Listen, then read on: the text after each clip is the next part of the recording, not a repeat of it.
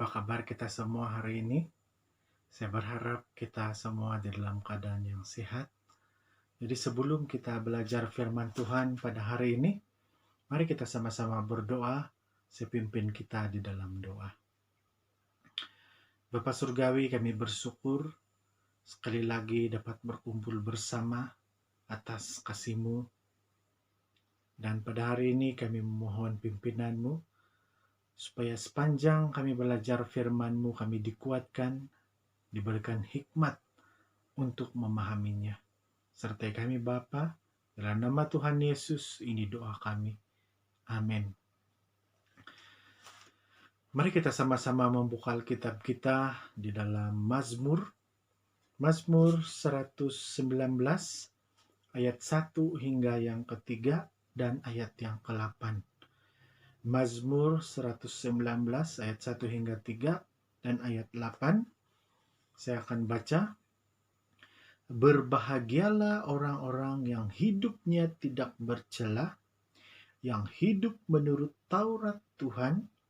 Berbahagialah orang-orang yang memegang peringatan-peringatannya dan mencarinya dengan segenap hati, yang juga tidak melakukan kejahatan, tetapi yang hidup menurut jalan-jalan yang ditunjukkannya.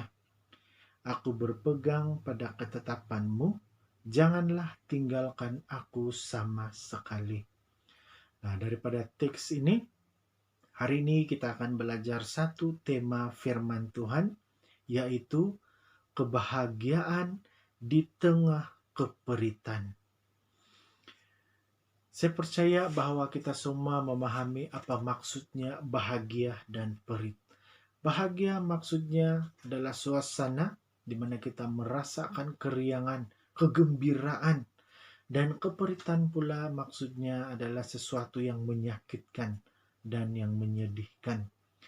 Namun, di dalam pembelajaran kita hari ini, kita akan sama-sama belajar bagaimana situasi yang perit itu diisi dengan kebahagiaan. Nah, semua orang pasti mau hidup bahagia.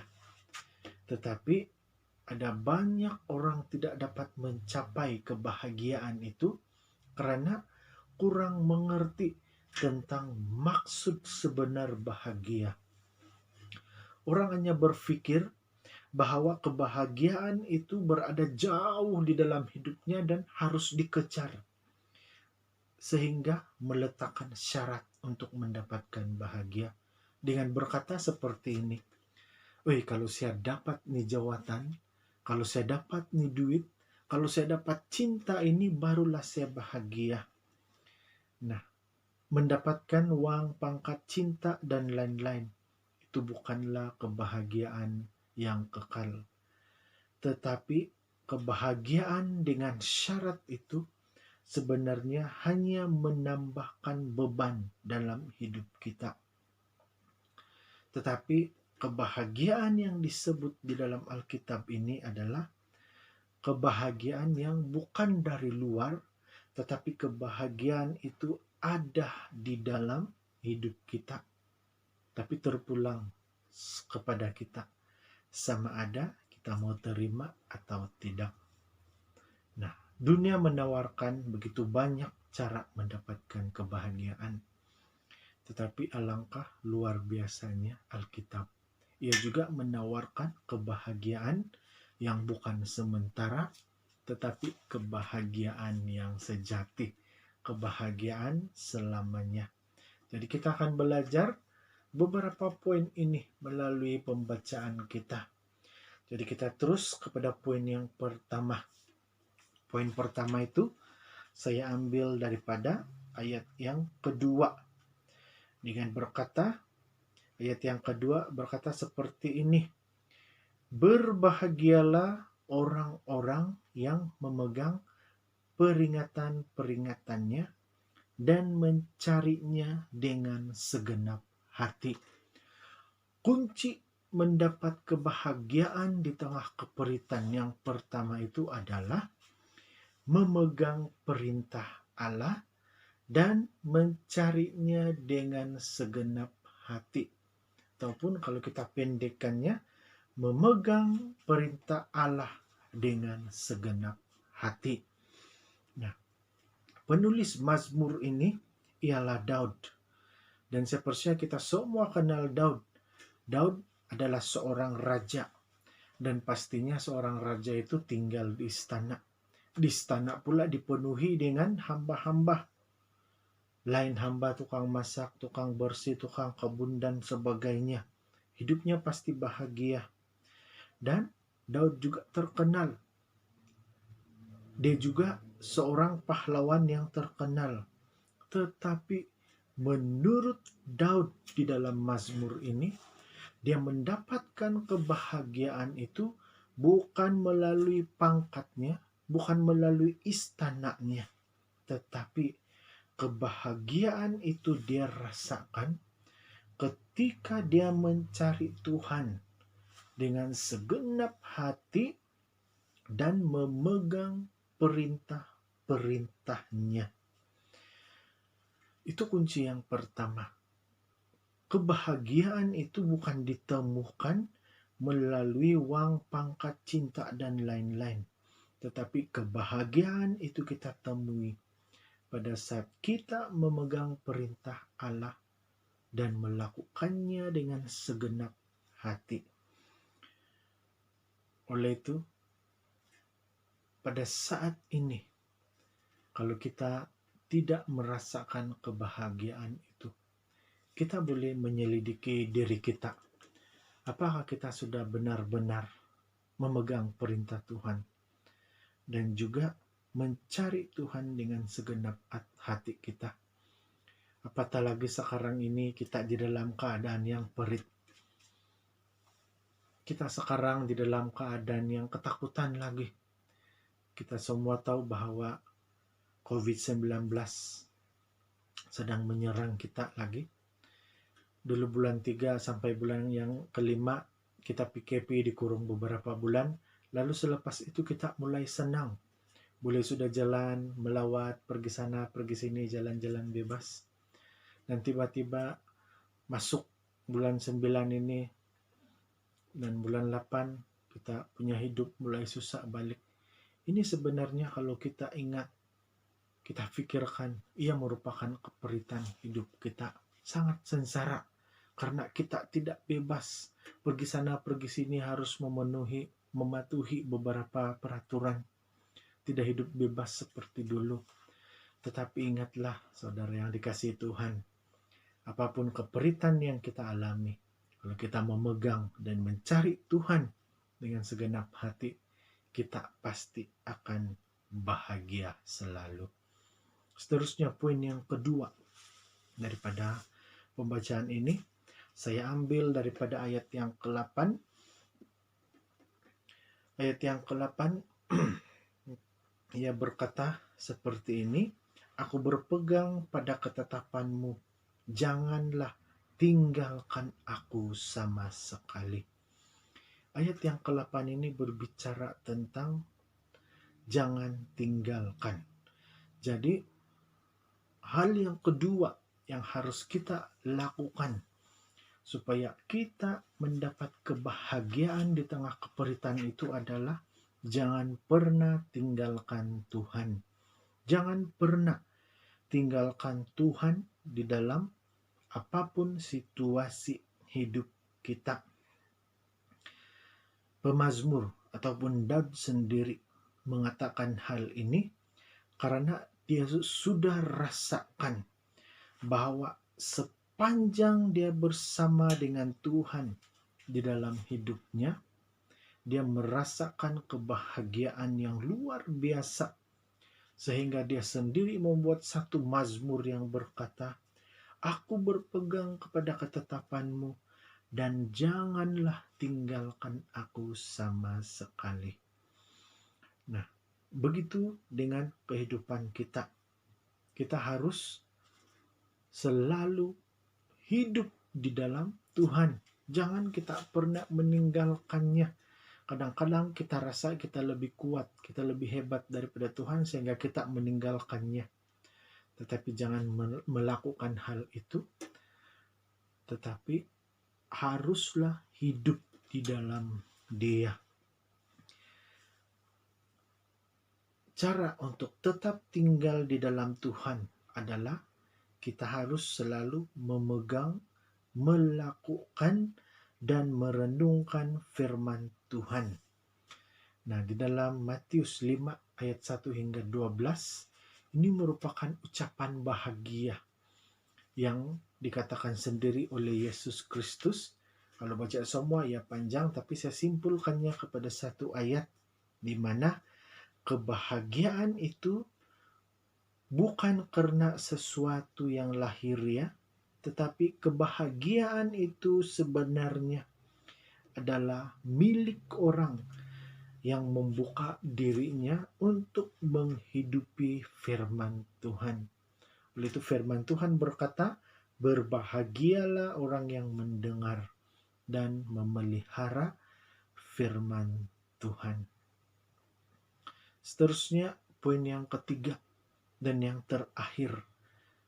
Kunci untuk mendapatkan kebahagiaan di tengah keperitan itu. Saya simpulkan daripada kesemua ayat pembacaan kita, ayat 1, 2, 3, dan 8, dengan satu tema kecil, yaitu mencintai firman Tuhan. Di dalam Mazmur 119 ayat yang ke-97 berkata, betapa aku mencintai Tauratmu, sehingga kurenungkannya sepanjang hari. Nah, ini merupakan ungkapan daripada pemazmur, yaitu Daud. Ia berkata bahwa dia sangat mencintai firman Tuhan, sehingga dia merenungkannya sepanjang hari. Nah, ini merupakan bukti cinta yang kukuh. Itulah kekuatan cinta. Dan saya tahu kita semua kenal itu cinta. Dan semua pasti pernah dan akan merasakan cinta. Cinta itu membuatkan hati seseorang berbunga-bunga. Cinta itu juga membuatkan orang yang sedang bercinta merasa bahwa dunia ini hanya milik mereka berdua. Jika mereka terpisah, maka rindu pun menyerang mereka, sehingga hasrat untuk bertemu itu atau bersua muka akan bergelora. Karena mereka hanya ingin bertemu bersama-sama, sehingga apapun halangan di hadapan, mereka tempuhi bersama. Nah, arti cinta juga ini ditulis di dalam Kidung Agung. Ia berkata bahwa cinta itu kuat seperti maut. Di dalam pembacaan kitab pula ini Mazmur pula, penulisnya Raja Daud. Dia juga sedang dilamun cinta. Tetapi dia bukan sedang dilamun cinta dengan seseorang, tetapi cintanya itu ditujukan kepada firman Tuhan. Itulah sebabnya di dalam Mazmur 119 ayat yang ke-97 berkata, betapa aku mencintai Tauratmu, sehingga kurenungkannya siang dan malam. Nah, sudah pasti kita pun tertanya-tanya, kenapa Daud mencintai firman Tuhan? Karena ada banyak orang berpikiran seperti ini.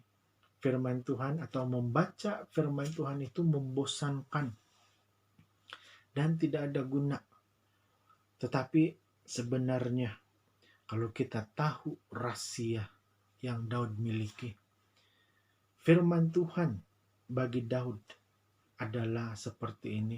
Yang pertama, bagi Daud, firman Tuhan itu membuatkannya lebih bijaksana dan kerohaniannya semakin baik, sehingga dia dapat menahan diri terhadap perkara-perkara yang jahat dan dapat membezakannya.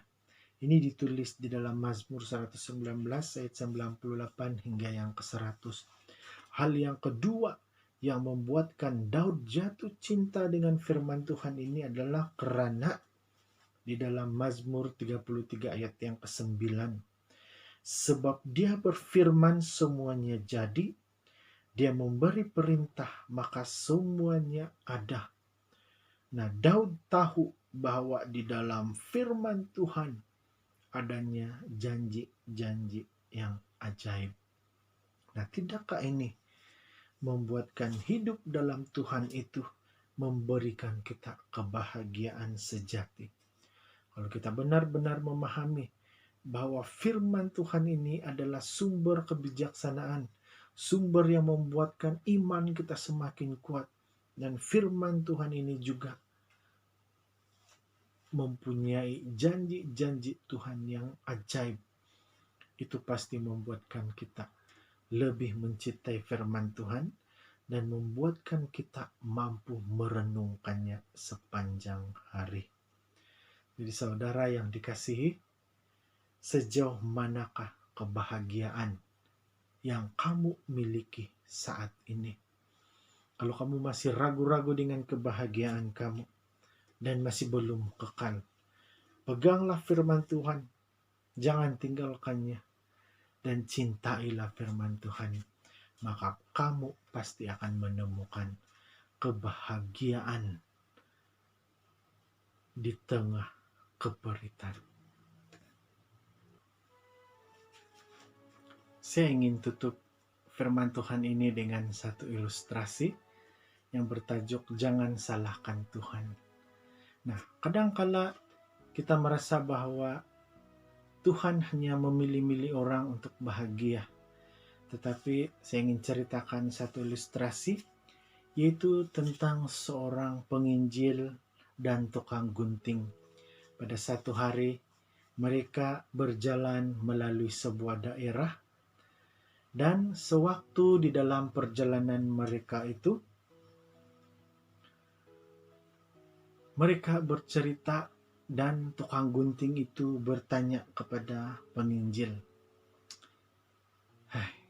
"Inilah yang buatkan saya tidak percaya kepada Tuhan. Jika Tuhan itu baik dan membuatkan semua orang bahagia, kenapa Dia membiarkan di kampung ini ada banyak orang yang sakit, ada banyak orang yang miskin, dan juga kampung ini sangat terbiar sehingga sangat kotor. Kenapa Tuhan membiarkan mereka terperangkap? Juga ada di antara mereka pencuri, pengedar dada, pengisap dada, dan sebagainya. Kenapa Tuhan biarkan kampung ini begini kalau Dia benar-benar wujud?" kata tukang gunting itu. Lalu tanpa ada sebarang jawaban, penginjil itu diam saja sambil mereka jalan lagi. Dan ketika tiba di satu tempat, tiba-tiba penginjil itu ternampak seseorang yang sedang duduk, rambutnya panjang, janggut dan misainya panjang, tidak terurus. Lalu dia bertanya kepada tukang gunting tadi, "Kalau kau juga benar-benar tukang gunting, kenapa masih ada orang seperti dia? Rambutnya panjang, misainya panjang, tidak terurus, janggutnya juga panjang, tidak terurus," katanya. Lalu tukang gunting itu katakan seperti ini, "Hei, jangan salahkan saya karena orang itu. Saya sudah menyediakan tempat, hanya dia yang tidak datang kepadaku minta diurus. Kalau dia datang, pasti dia bukan saja kelihatan seperti itu, tetapi dia akan kelihatan lebih kacak," katanya. Jadi penginjil itu pun menjawab, "Saat ini baru saya mau jawab soalanmu. Kenapa Tuhan biarkan adanya kemiskinan, adanya penyakit, adanya kejahatan? Ia juga seperti keadaan kamu. Tuhan sudah sediakan segala sesuatu untuk kita, tetapi hanya karena kita selalu yang tidak mau mencarinya, yang tidak mau datang kepadanya, dan yang tidak mau memahaminya.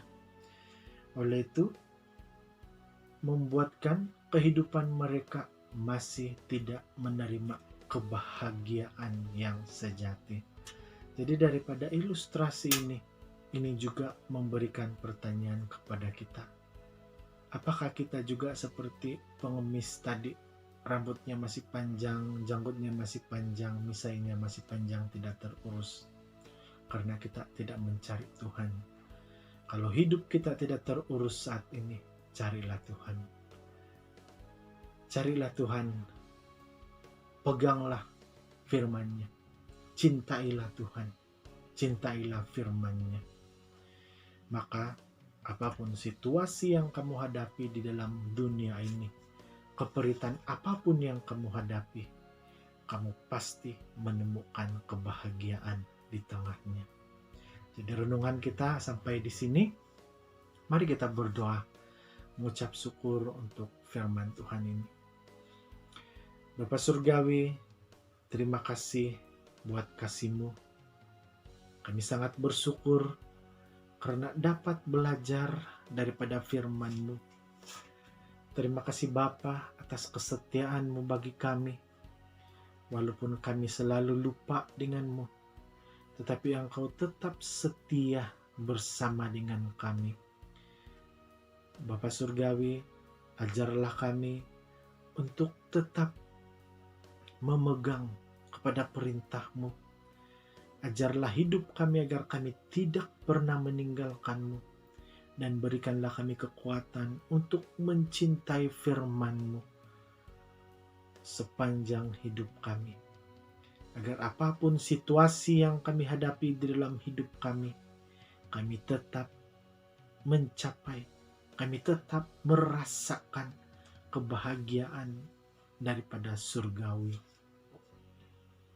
Jemaat Tuhan yang dikasihi, marilah kita sama-sama menikmati kasih Tuhan dimanapun kita berada.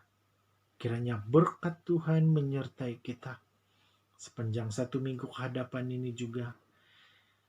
Kiranya Tuhan melindungi kamu, kiranya Tuhan memberkati kamu, sehingga kita semua dijauhkan dari apapun macam penyakit, persoalan hidup. Dan Tuhan selalu memberikan kita hikmat dan kekuatan untuk menghadapinya. Terima kasih Bapa buat kasih-Mu. Dalam nama Tuhan Yesus, ini doa kami. Amin. Terima kasih dan Tuhan memberkati kita semua. Amin.